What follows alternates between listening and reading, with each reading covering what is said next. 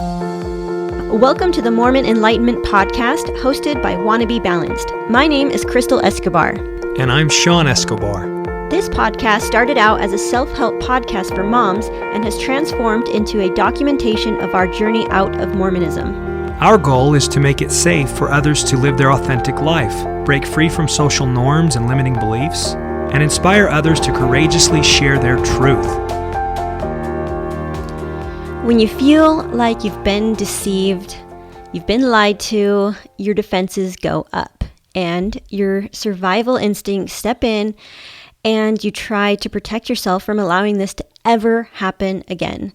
That is kind of the way I've felt since leaving the church. Been feeling so skeptical of people, and I don't like feeling this lack of trust that I've been experiencing since we left the church almost 2 years ago.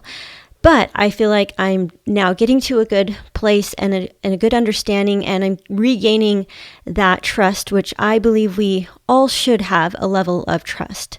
But there's definitely so much that I've learned from having this experience and feeling like I have been deceived and lied to for my entire life. So I wanted to talk about cults, like what is a cult and how to avoid getting sucked into a new cult. And I think that that is very much possible, but either we go from one extreme to the other. Either we get sucked into another cult, or we have absolutely no trust of anybody and we feel skeptical. We feel like we can't really truly learn from others because we are always questioning what their motives are.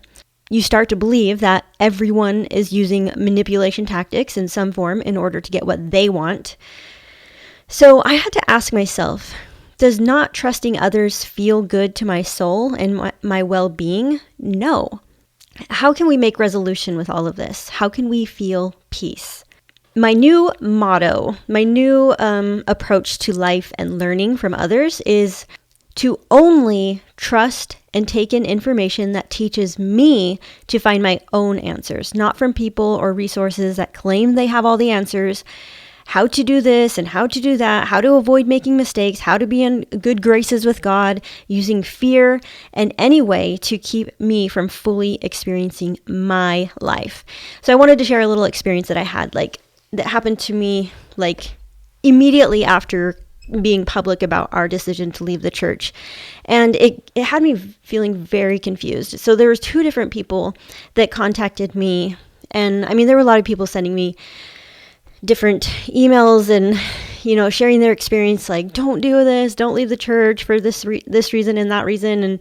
And so I had a lot of that, but there were 2 that in particular that really left me feeling like just a really bad taste in my mouth about their approach. It was like they were using full-on fear to persuade me back into the church. Like, you can't do this because I left and this is what happened and this is what I learned and this is what I saw. And so I'm just going to share one of the experiences. So one woman had, really insisted on sharing her whole story with me. And she said, I too left the church 10 years ago. And so I was like, oh, cool. She can relate and she might have something valuable to share with me. So she's like, I really need to share my story with you. I really need to talk to you. And I was like, well, okay. So I agreed to have a conversation with her, and she proceeded to tell me of an experience that she had, basically saying that she saw 2 personages, angels, whatever you want to call them, at the foot of her bed, and it was like the most real thing she had ever experienced. And these 2 angels or personages that she claimed she saw told her that she has to get her temple work in order and to make sure she stocks up, gets all of her emergency preparedness in order. And to me, I was like, okay, what? And so it was basically like her sharing her experience, telling me that she saw these angels and they were giving her direction in where she needed to go. And it really confused me at this point because when it's like when you first leave all of your beliefs, it's a dark, scary place, and you really have no clue who to trust or who to believe. And you really are disoriented, and it takes some time to come back down and really realize what is truth for you. And one thing that I have learned over the last couple of years, respect other people's experiences. I'm not saying that, she's crazy or she didn't see these things or whatever, but there's no way that somebody else's vision or experience can give me guidance for my life and what I'm supposed to do. And that's one thing I had to really figure out what that means for me. I've been just too quick to trust other people's experiences, other people's visions and revelations, and I don't want to do that anymore. And I think that we all are living in such different realities.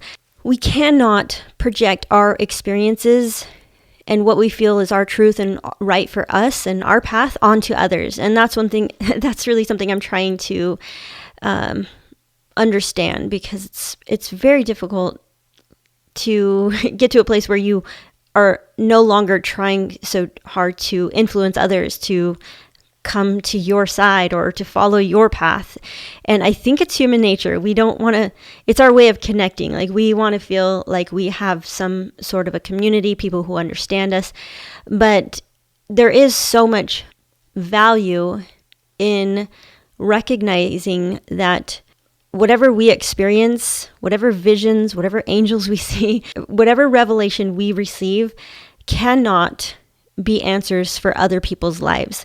And if this way of living or whatever was so important for my life, I think I would see some angels too. So that's the way I am going to approach it. And for me, when she first told me this experience, I was just really confused, first of all, and irritated that she would think that her experience meant so much for me. And she had all this fear. She was like instilling so much fear in me. Like, you better do this too. Like, you better just follow what my angels told me to do. I'm like, what? That's not even my life, like, and I never saw these angels. I don't know what you saw. I don't know what you heard or what you think you saw or heard. And I'm sure we would have a totally different way of interpreting whatever she saw. So I just had to make peace with whatever she saw.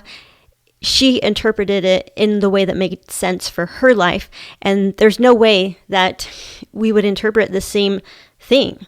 We're just too different. And we are all too different. It has nothing to do with the things that I have in common with this person. It just has to do with how different and unique all of us are. And there's no way that others can know for us what we need to do and how we should be living our life. And that's something I really need to understand and really am growing into and learning how to connect with myself to receive those answers for me and my life.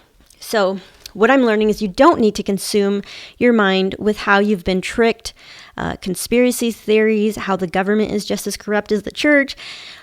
Consume only things that teach you how to go deeper within and make your own choices.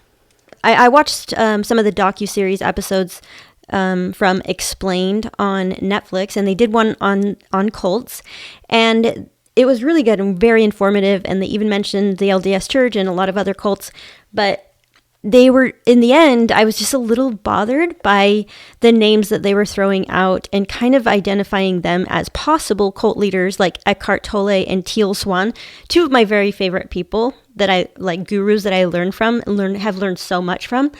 And it really made me, it really kind of like took me aback, like, wait, what? They can't call Eckhart Tolle a cult leader.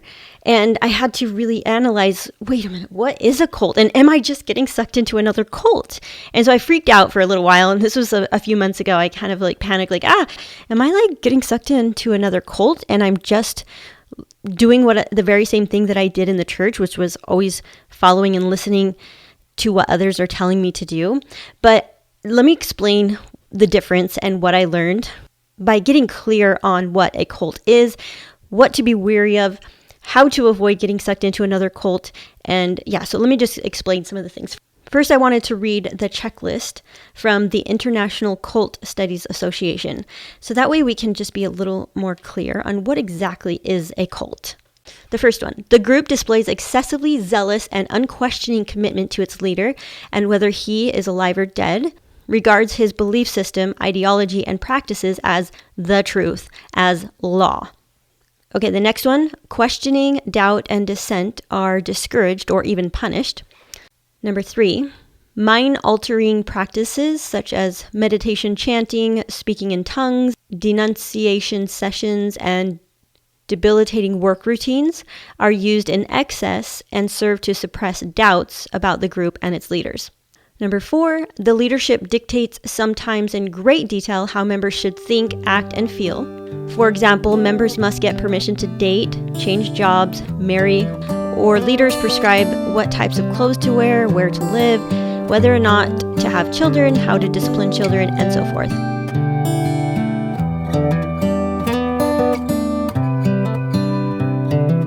This is a good a day as any to start the rebuilding of life. The roads that lay open are many when the old one's gone under.